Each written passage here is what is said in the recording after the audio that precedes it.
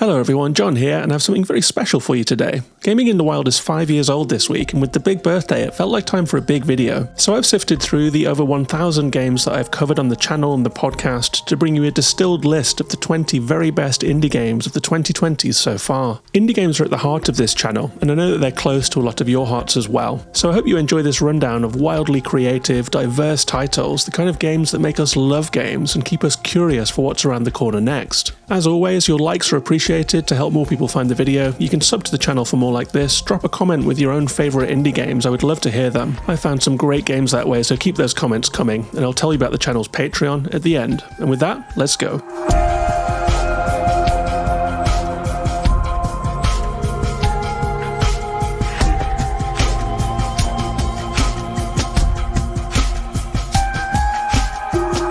At number 20, we have Solar Ash, Heart Machine's 2021 Hyperlight Drifter follow-up. It was published by Annapurna Interactive, and this game brought Alex Preston's gloomy sci-fi vision into 3D. It's a vibes game for sure, with a hypnotic, memorable art style, but the other star of the show is its propulsive movement. In this game, you skate over billowing, dreamy clouds, doing contained time trial takedowns, opening up locked doors to progress, and taking part in colossal, dramatic boss fights. In Solar Ash, you play as Ray, a void jumper who's leaped into a black hole called the Ultravoid in search of a missing team. Their mission was to try and collapse the Ultravoid from the inside using experimental tech to save their home world from being dragged in and destroyed. That would very obviously be bad, but we get to see firsthand why, because inside the Ultravoid we traverse the rubble of smashed worlds floating in low gravity, and as you skate from biome to biome trying to complete your mission, you'll pick up the stories of the worlds that went before. The mood of this game really got me. It's a true oddity in a way that I really like. It's like Sonic gameplay meets Berghain, meets medical cyberpunk, meets dreamy gothic futurism. It has a heavy, intoxicating mood, and the neon pastel colour palette is a treat for the eyes. It has a great, ambient, futuristic electronic soundtrack, and as you pass through the crumbling libraries and mushroom forests and rail grind your way through the shattered remains of alien transit systems, the mystery gets deeper and deeper. There's nothing else quite like this one, so it makes the 20th spot on my list. I'd say avoid the Switch version. It's available on Steam, Xbox and PlayStation. That's Solar Ash.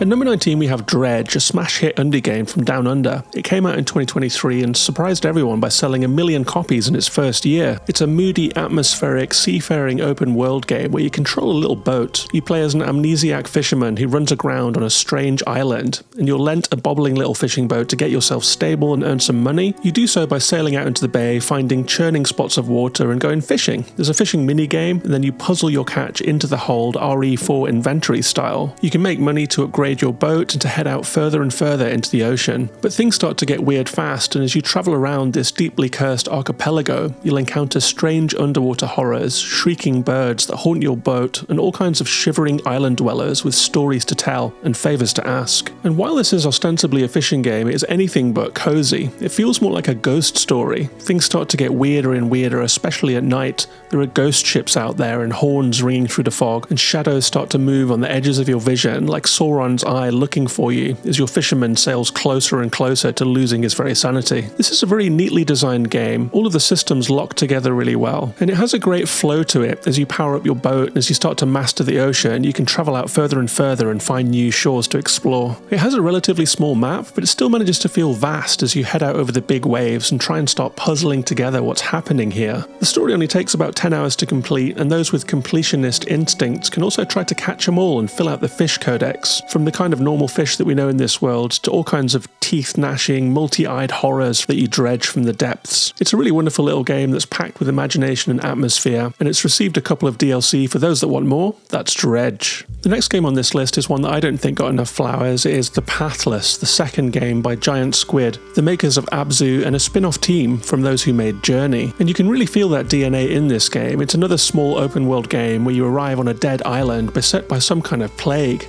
You play as the Hunter, a masked archer with a falcon for company. You sprint across the landscape using an ingenious fast-flowing movement system where you have to shoot talismans out of the air continually to keep your momentum up. The landscape is dotted with shrines and ruined temples to explore. As you start to power up, you progress to higher steps of land and get closer to the heart of the mystery.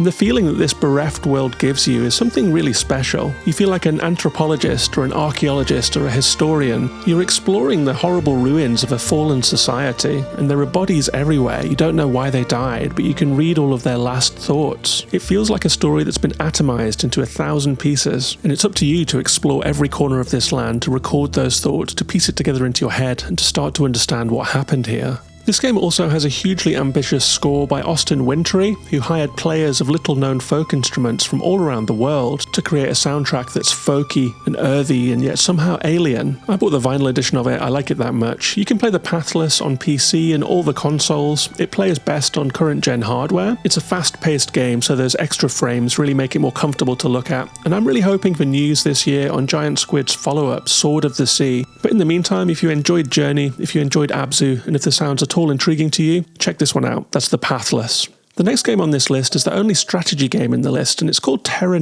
It's not a game that I was sure I was going to like. I'm not a big 4X strategy player, but the premise of this one really stuck with me, because rather than mining and building, cutting down trees, waging wars, and endless capitalistic growth and expansion, it's a game about replenishing the nature of desolate planets, rewilding the sandy terrain, bringing back flora and fauna and weather systems, and then you pack it all up and you just leave.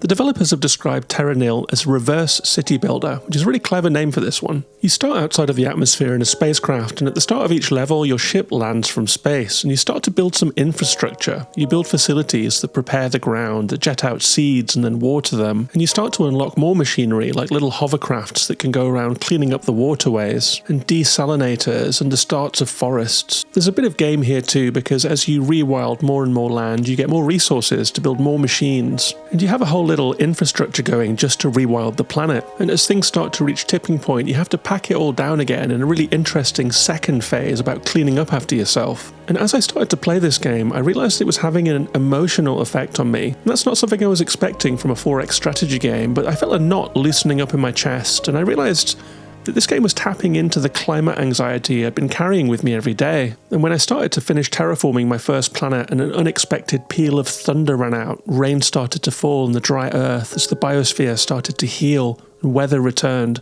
I got goosebumps. It was a very special moment, and I think that Terra is a thrilling tech utopian fantasy. And in these dark days for the natural world, when we're absorbing news every day about how bad things are, that felt really valuable to me. I played it on an iPad via Netflix, but it's also on all the consoles and Steam, so even if you're not a strategy game person, I recommend trying this one out on a touchscreen or playing with a mouse. It's a very special little indie game, and it needs more love. That's Terra.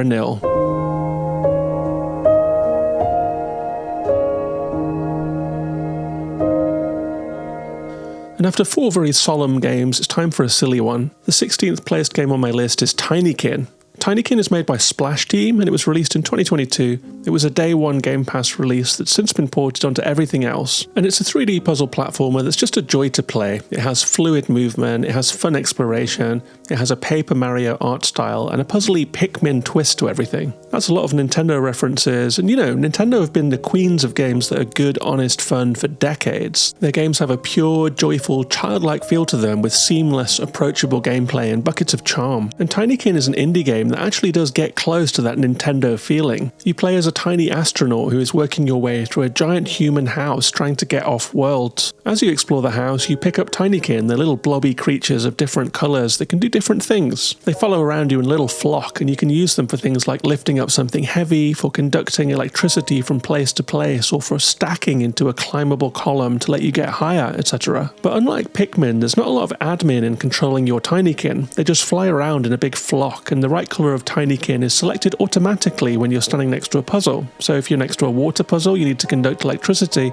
those are the Tinykin that you'll throw. There's also no time pressure like there is in Pikmin, breathing down your neck, and no threat of failure really. So it's a much more mellow experience, and as well as all of those quality of life concerns, the level design here is just fantastic. It's really memorable. There are secrets everywhere you look, and you'll really want to explore every corner of the map, rail grinding up spider webs, working your way up giant bookshelves, and trying to get onto the next room. I had just the best time with this game. It really was a joyful game, and I think if this game had been published by Nintendo, it would have been a smash hit. So if you're a Nintendo fan out there who didn't play Tinykin, then don't miss this one.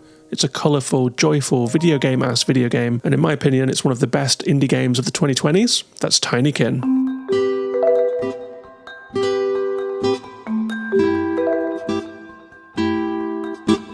At number 15, we have another game that has a little bit of Nintendo influence. It's Chicory, a top-down Zelda-like from the makers of Wandersong, and more recently, Beastie Ball. But it's a Zelda-like game with a twist. You live in a black and white world where artists paint everything from houses to forests to the ground itself. And when Chicory, the artist laureate, falls depressed, she gives her brush to you. You're Chicory's biggest fan, a young puppy who heads out into the world to try and find a way to heal her. This means exploring and puzzling your way around quite a sizable map, meeting people, doing side quests, powering up your paint, and leaving your mark on every single screen. In fact, the actual map of this game starts out black and white, but you can see where you've been because it slowly fills in with big splotches of colour. Sometimes people ask you to paint things, like they ask you to paint their house. Sometimes you just do it for fun. I played on PS5, and you can use the touchpad to use the brush, which gives it a very naive MS Paint kind of feel to everything that you do. You're certainly not going to be making any masterpieces in this game, and I think that that's kind of the point. It's about anyone being able to make art, and it's about the spirit that you bring to the table being all important. There's a lot to love about this game. There's the childlike enthusiasm of your protagonist. There's the sensitive writing about creative confidence, anxiety, and overcoming depression. There's the hint system, which means calling your parents from a payphone. Your mum will give you a hint, and then you can always ask to speak to your dad, who will tell you exactly what to do, no matter where you are in the game. It's really cool. I would say that honestly, this is the best non-Nintendo Zelda game that I've ever played. And this might be heresy, but I think I prefer it to some of Nintendo's Zelda entries in the 2D series. It's modern, it's witty, and it's a pleasure from beginning to end. Pick it up on Xbox, Switch, PS5 and Steam. That's Chicory, A Colourful Tale.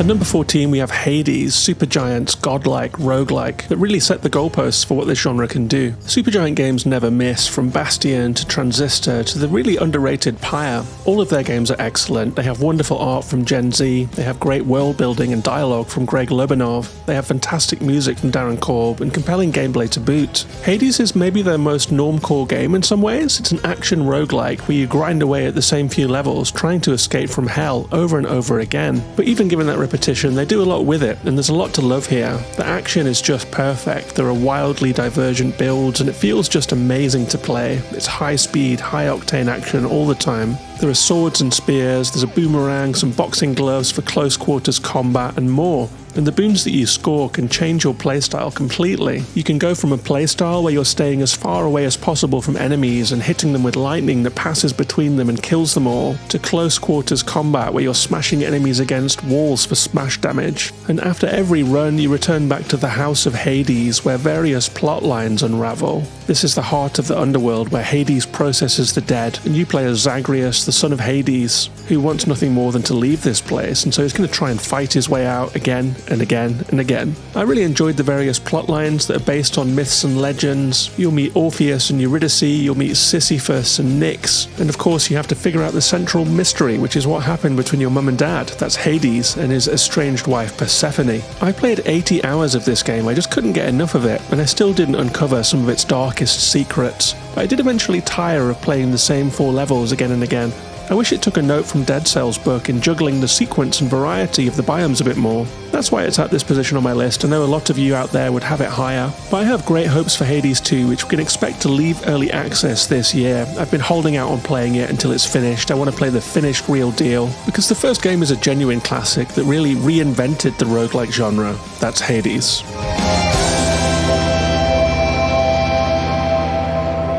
And the next game on this list is something completely different. It's Roadwarden, a very slow, thoughtful play. And if, like me, you grew up with games in the 1980s, you might have a soft spot for text adventures. One of the first games I ever played was called Sphinx Adventure, and I still think about it today. So I was very happy when Roadwarden dropped. It's a modern evolution of the classic text adventure, with location art and music, as well as reams of beautifully rendered dialogue and evocative prose. The writing really snaps you into the journey you're on this one, and it's quite a journey. In In this game, a Roadwarden is a kind of a ranger appointed by the king to travel to the wild roads of the kingdom to make sure things are safe for travellers, to explore the wilder regions and report back on the state of the kingdom. At the start of this game, you're sent to explore a wild coastal peninsula where no one's been for years to find out what kind of communities are there, what kind of resources are there, and then to report back to the king on the state of this place. It's quite a heavy responsibility because it will decide what the Empire does in relation to this rural community, and the clock is ticking for you to explore as much as possible before the game ends, so you really have to do the work to try and make an informed decision and decide whose side you are on.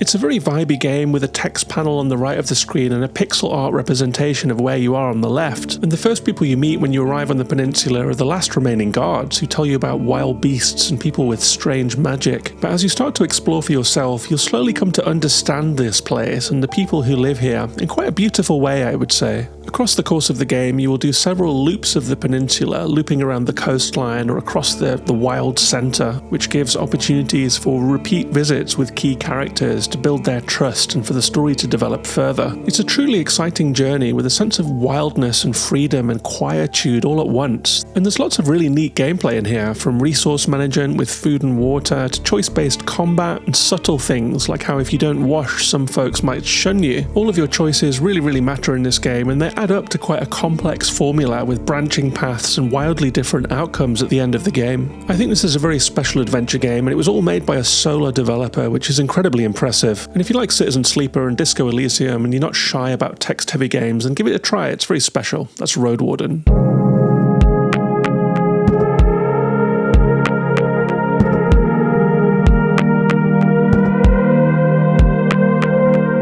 At number 12, we have a very different kind of adventure game in NORCO. It has some similarities to the last game. It's another text-heavy game. It's becoming a bit of a recurring theme in my list, I think. Story is something that I really enjoy in games, that's for sure, and so NORCO had to make an appearance. It's a very interesting adventure game set in the real-world region of Louisiana called NORCO, where the developers are from. You play a character who's returned to a dead-end hometown after a mum has passed away. Her brother is missing, and the circumstances of a mum's death seem fishy, so you head out to investigate in this odd, haunted, swampy, industrial hellscape.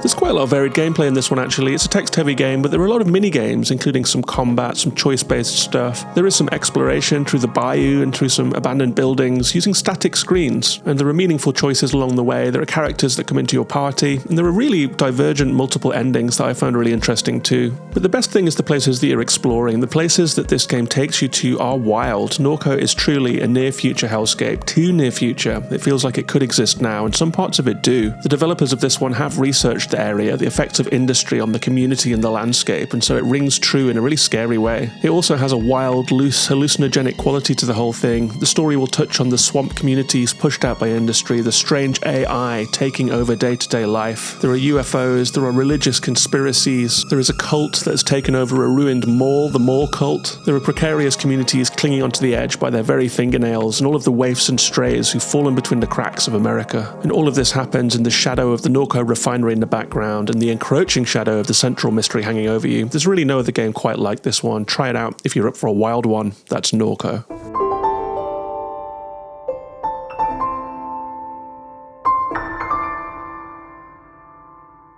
My 10th place game is called Season, A Letter to the Future. It was the first game made by Scavenger's Studio. It had a troubled production with some scandal around the leadership, and a lot of people left or were fired, and it's a shame that that all went down because what the studio made is a really special game. In Season, you cycle around a valley that's on the brink of a great change. A dam is about to be demolished, drowning the area forever, and you play Estelle, a journalist who wants to try and capture the region before it is gone. You do this in gameplay using a camera, a sketchbook, and a microphone. You can record the valley's cultures and eccentricities, the sights and the sounds, the lives that were lived there, the buildings, the smells, and you'll talk to the few people that are left in the valley and fill out the pages of your journal before cycling onwards to the next site of interest. The whole thing has a mournful, melancholic, elegiac kind of quality to it, which is something that I really look for in games. I like these slow, thoughtful, sad games that you can just sit with for a while. And this game has a very dreamy quality to it. I like the quietness of it. I like the click of the bike chain as I streaked down the valley side. I like the landscape flowing past as you cycle through the trees and through all of the sights sites and places that you'll get to visit, and the characters felt like special occasions that were really unusual. I think this is just a mesmerizing game that more people should have played. It has a dreamy quality to it that's kind of unmatched in some ways. The story is wonderful in its poetry and vagueness, and if that sounds fun to you, then saddle up for a slow, meandering adventure in Season, A Letter to the Future. That brings us to the halfway point of the video, and I hope you're enjoying it. If you are, I wanted to tell you about the Gaming in the Wild podcast. It's an audio podcast where I preview forthcoming releases, review new games, and sometimes talk to developers. You can find it on Spotify, or you can find it as a podcast on my channel page. The podcast is 5 years old today as I'm making this video, and both are supported by my patrons. I have 97 patrons. There is a Patreon at patreon.com/gaminginthewild, and if you sign up, you get bonus material, you get behind-the-scenes content creation shop talk, you get extra podcast episodes, and you get an invite to the patron-only Discord, which is my favourite place on the internet to talk about games. With social media burning down all around us and the toxic discourse in gamerdom especially, we all need somewhere quiet and just nice to talk about games, and I think that this Discord is one perfect such place. You also get to support me personally. I was a games industry layoff last year, and this channel is one way of stepping forward from that. It's patreon.com/gaminginthewild if you'd like to become a patron. Thanks very much to all my patrons. Thanks to you if you're willing to give it a try. And with that, let's do it. We're breaking into the top 10 of the best indie games of the 2020s.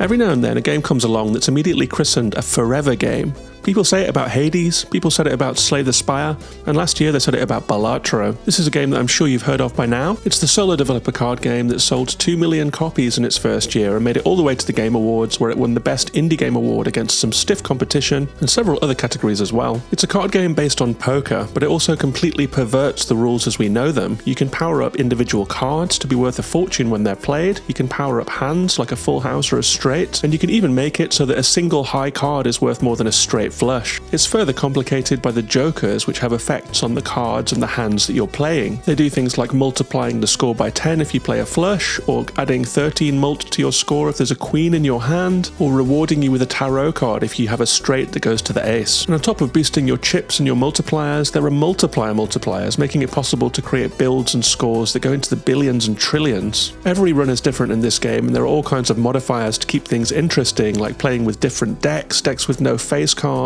decks with only 2 suits. So there's just so much to do in this game. I have over 200 hours in Ultros to my shame. It's just a comfort game for me. I play it when I'm watching TV, I play it at night before I go to bed, just a few runs now and then, and it just adds up over time. I think it's probably the best roguelike deck builder of all time, and that might lead you to ask, why isn't it higher on this list? That's an interesting question that takes you to what I value in games personally, and I think I value soul, emotion, feeling, strong narrative very, very highly. And even if this game is mechanically perfect, it is not abundant in any of those. But I still think this is a very respectable position. Ultros is the 10th placed game on my best indie games of the 2020s.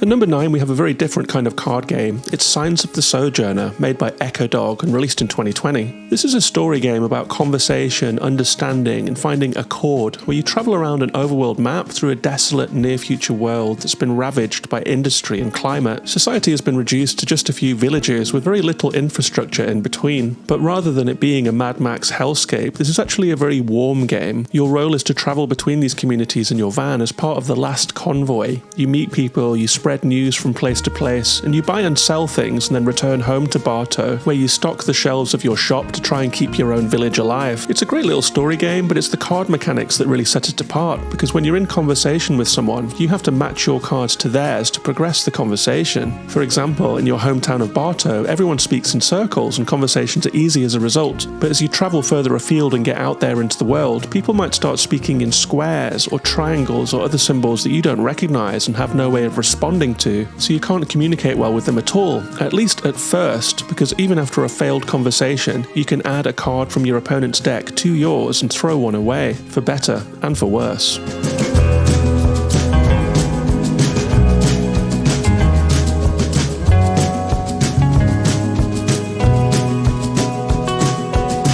This means that as you travel loops of the map again and again, you get to deepen your understanding of the people that you've met before, you get to build friendships, and you get to understand the communities that you're encountering. It also means that talking to people back home is less easy, and I just love this idea. It's a very ingenious game about empathy, about broadening your horizons, about growing your vocabulary, and finding common ground with different kinds of people. It looks great, and it has a gorgeous, dusty soundtrack. I wish more people had played this one, because it's just so original in its storytelling mechanics, and I really think the world building and the writing in this one is second to none. It's out on basically everything, so give it a try. That's Signs of the Sojourner.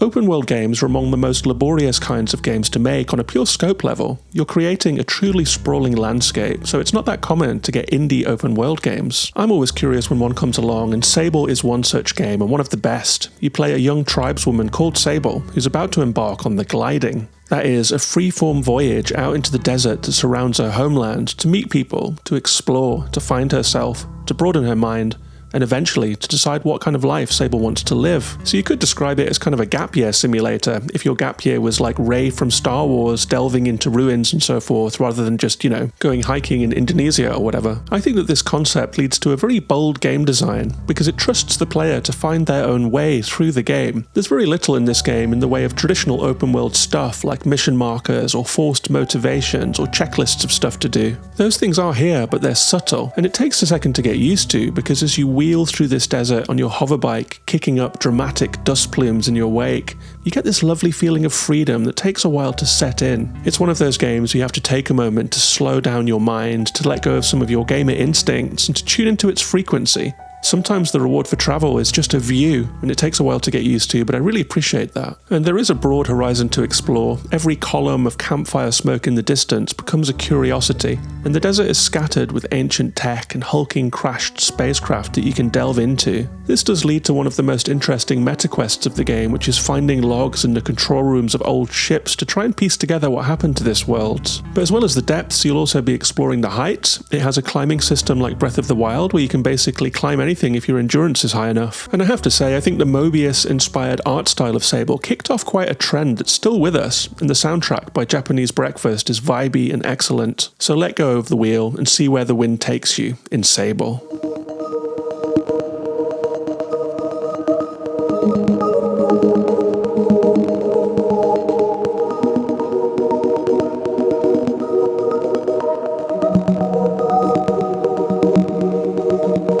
The release of Citizen Sleeper 2 has been quite a big deal this year, and deservedly so, but the original game is still an absolute classic in its own right. It's a science fiction story set on a space station called Erlin's Eye, where you arrive as a sleeper refugee, that is, an escaped android slave cloned from a human mind. You have various pressing orders of business, like finding the stabilizer you need to survive, finding food and shelter, and trying to escape from the people that are looking for you. All of this unfolds through elegant dice-rolling gameplay. At the start of each cycle, that is each day, you roll a few dice and you can spend them on various tasks, like working to earn cryo, or trying to hack into a terminal to get some essential info, or exploring new areas of the station. I think Citizen Sleeper is an ingenious, compelling cocktail of video games and tabletop dice-rolling gameplay.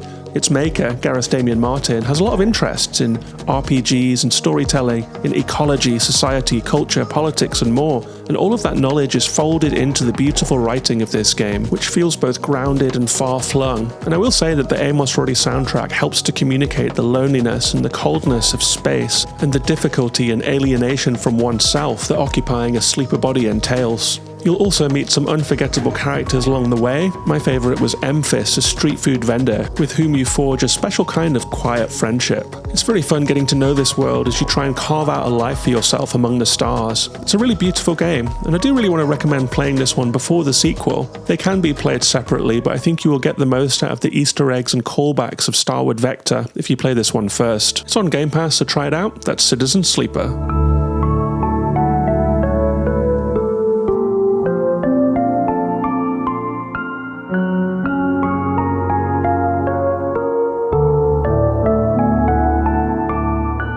Number 6, we have Stray. It's the cat game that captivated gamerdom with its very first trailer, which showed a cat with a backpack exploring a neon science fiction city. We were all dying to know more. People were really hungry to find out what this game was all about, what kind of gameplay it would have, and whether it could capture that all-important grace and dexterity of the cat life. When it came out, it was a huge hit, and it did not disappoint, me at least. I was very spellbound by the incredibly detailed, high-fidelity game world. This is a fascinating game world to just poke around and look at. All of the posters, all of the things that are in people's houses, what's behind the bar at the different places that you'll visit. It's a game that really rewards curiosity and a sense of open-minded absorption of everything that you're looking at. In this game, we play as a cat who slips and falls and ends up in a dripping underworld city populated by sad droids where humans are just long gone. Part of the story is finding out why that happened, and along the way you'll explore the city thoroughly. I still think about this dark neon city based on Kowloon a little bit, the strange shops and the street corners, the different houses of the robots, who seem to have started mimicking human behaviour in the absence of tasks and guidance. And something else that I liked about it is that the cat controls really well. It uses an unconventional platform selecting system. Rather than clicking to jump like most platformers, you click where you want to go, and the cat does the rest. It takes a moment to get used to, but it reduces the risk of falling to 0, which is really on point because, cats don't miss. It's not a perfect game. There are a couple of chase sequences that I could have done without, but I just love this game. It's such a strong mood, and it's just beautiful. Very, very ambitious, very, very complete indie game. So if somehow you've not tried it out, or maybe if you bounced off first time around, I say give this one another chance. That's Stray.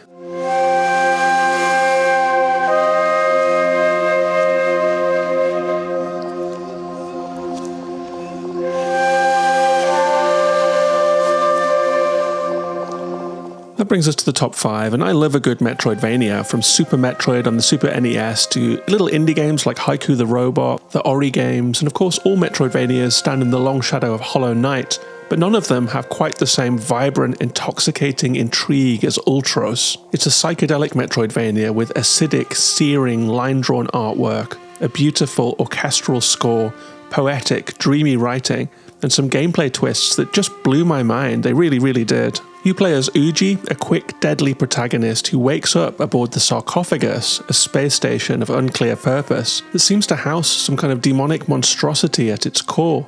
You explore, you build yourself up, you find new abilities to get even deeper, and you meet a tight cast of great characters, some of whom seem to know the secrets of the station. I can't share with you the gameplay twists that I talked about because they are such huge spoilers, but that really is what takes Ultros to the next level. It's almost like there are games nesting within the game. It's another one of those rug pull or revelation games that I love so much, of which there are several on this list. I will also say that this game has a real twist on common Metroidvania abilities. They are reimagined, and there are some that you will have never seen before. Not least because this game is self-described as a gardenvania. There is a planting system in here, and what you plant in different places will really affect how the game world grows over time. There are also some deep themes in this game that seem to connect to all the different aspects of it. There are the mind-expanding capables of psychedelics. In fact, the cortex is the skill tree, and you have to eat strange substances to grow your mind. There's also a strong feeling of finding a way to be at one with nature in this game and tending to, rather than taking from, the environment around us, which is a really interesting twist. This is a truly unique game, and it's one that I'm actually literally writing the book about. I'm writing a book about Ultros for Lost in Cult. I will flash up a link on the screen right now if you'd like to go and find out more information about that. But trust me, that had no influence on where it lands on this list. I was a huge Ultros fan before that even happened. So check this game out. It's a one-off, it's one of a kind. It's one of the most unique Metroidvanias you will ever play. That's Ultros.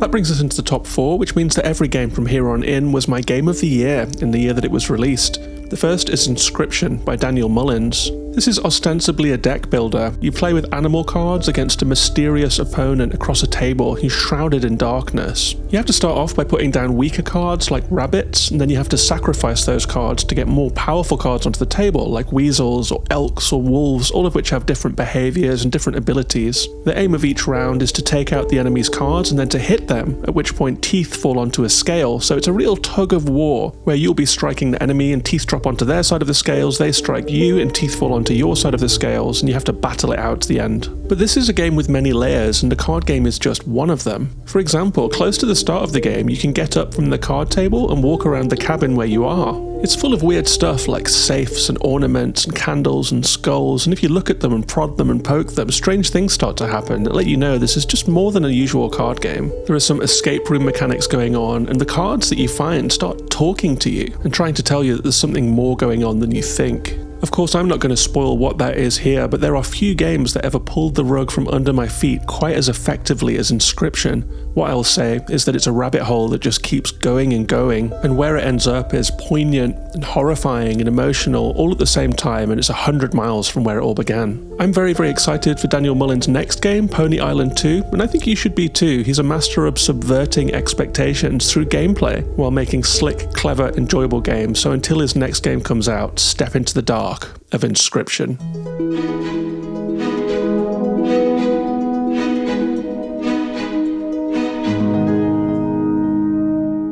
Placing third in the best indie games of the 2020s is Immortality. This is a magnum opus by Sam Barlow, who made his name with FMV games like Her Story and Telling Lies. But if the very idea of playing an FMV game is enough to make you run a mile, then hold up a minute and hear me out about this one, because it's something really, really special. This game is the ultimate crossover between cinema and video games. It's one of those games that exists on a fault line, and it's unique as a result. The premise here is that we, the player, have discovered a shoebox containing all of the recorded material relating to Marissa Marcel, a promising young actress who starred in 3 films, none of which were ever released. We sift through the clips using an ingenious match cut mechanic. That means that if you click on a candle, you'll be taken to another random clip that also contains a candle, and that applies to an apple, or a crucifix, or someone's face. So every player will find their own way through the hundreds of clips that are here in the game. You can wind backwards and wind forwards, because you'll be snapping into clips midway through, and there's all kinds of information just before a scene begins, just after a scene ends. And the clips span 3 whole films, a 60s religious thriller called Ambrosio,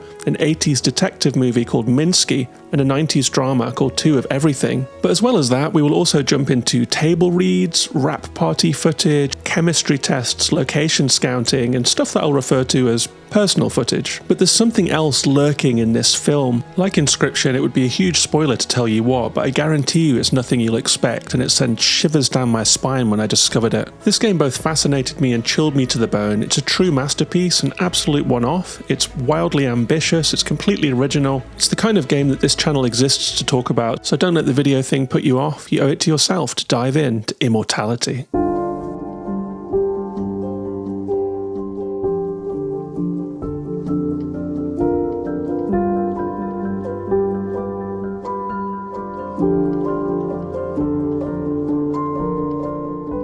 My second placed game was my game of the year in 2024. It's 1000 Times Resist, a wonderful story-forward game made by an arts troupe from Canada during the pandemic. And the fact that this game was made by people from an arts background oozes through everything about it. This game is many things. It's a far-flung, post-apocalyptic science fiction story about a cult at the end of the world. It's a meditation on how immigrant trauma can echo through the generations and history writ large. It's a dark comedy about what would happen if a teenage mean girl became a god, and it's a look at what kinds of culture occur when all knowledge and truth have been suppressed. It has a series of theatrical, cinematic tableaus like digital artworks that you can walk through, and it's just so much more besides. In this game we play as Watcher, a clone in a sisterhood of clones, all made from Iris, aka the All-Mother. She's a maternal godhead and an absentee parent, and we explore the compound where the clones live. We learn about their culture, including that they can get incinerated for asking too many questions. We also commune with the All-Mother through dreamlike communions in which we explore her memories.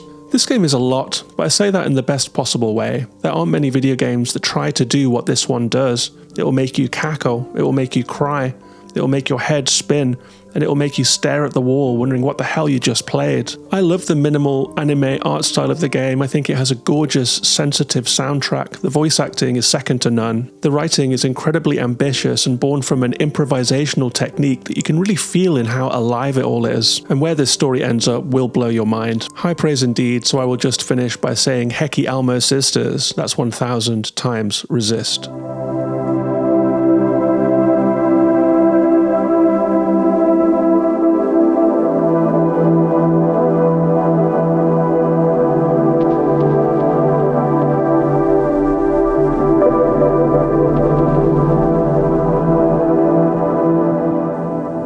Long-time viewers of this channel probably saw this coming a mile off, but the game at the top of the list has to be Kentucky Route Zero. It's a narrative, magical realist adventure game. It was made and released episodically, with the first act dropping all the way back in 2013, but the fifth and final episode, and a TV edition that drew all the episodes together, was released in 2020, so it just about scrapes into this list of the best 2020 indie games. Kentucky Route Zero is an untraditional game in almost all ways. You'll spend most of the 12 plus hours it takes to complete it walking around and talking to people, and that's kind of it. There are no fail states, there are no mini-games, there's no level of traditional challenge, but I think that this game actually poses a huge challenge of a different kind, and that's having the recall and the presence of mind to decipher what it's all about.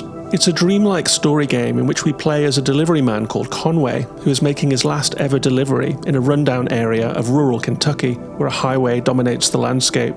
The dress he's looking for doesn't seem to exist, it's not on the map, and so he's directed to take the Zero, a semi-real underground highway in a vast, airy cave system that feels as much like a dream as a physical place.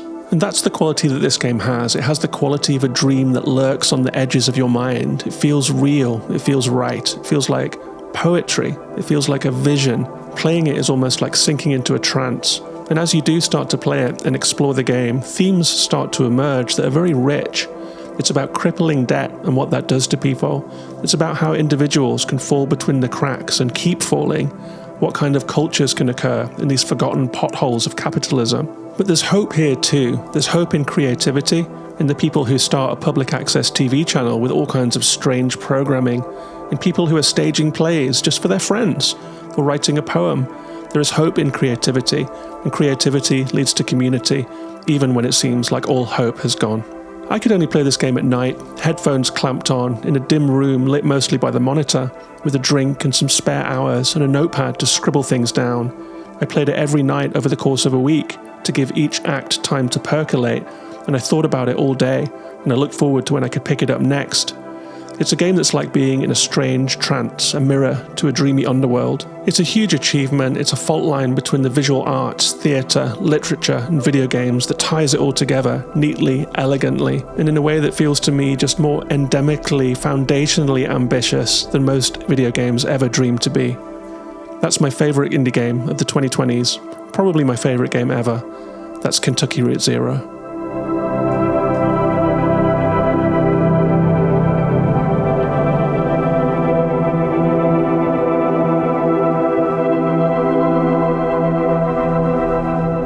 For those of you who've gotten this far, I want to say thanks for watching, thanks for sticking with me. I hope you enjoyed the video. If you did, you can find a lot more like this on the channel. You can subscribe for more like this.